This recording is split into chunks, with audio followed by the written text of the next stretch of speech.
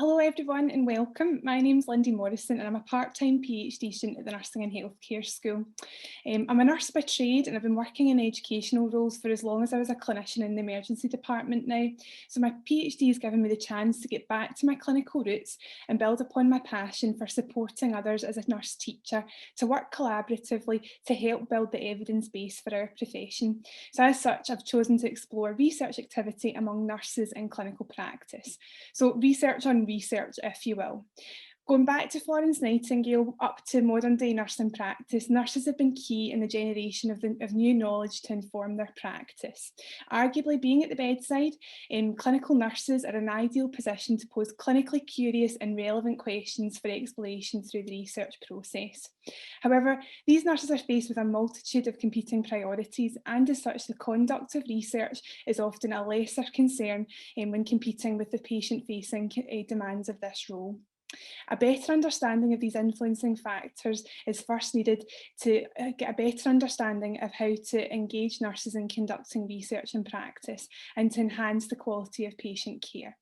So for the first phase of my PhD, I've been reviewing the literature to get a better understanding of the barriers that prevent clinical nurses from conducting research and practice, and also highlighting the enablers that help develop a culture of research among this group. So my poster has briefly depicted the findings from my literature review. 4 themes have been identified here. The light bulb represents research, competence and culture. It was clear that clinical nurses have got an educational need to be better supported through educational partnerships to help them feel more confident, giving them access to the right knowledge and skills to empower them to conduct research and practice. The helping hands represent proactive research mentorship. Proactive research mentorship was found to be key in allowing clinical nurses to professionally flourish and access clinical role models and mentors to help with their research, and also offer some methodological and structural support. The clock represents research resources, and unsurprisingly, access to research resources such as time and money are commonly cited issues in practice. Finally, the shooting star represents the theme of making a difference.